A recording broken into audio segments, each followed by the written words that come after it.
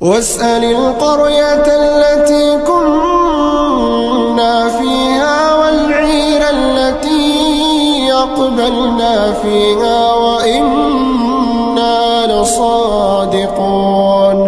قال بل سولت لكم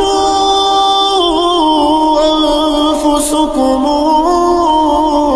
أمرا فصبر جميل عسى الله أن يأتيني بهم جميعا إنه هو العليم الحكيم.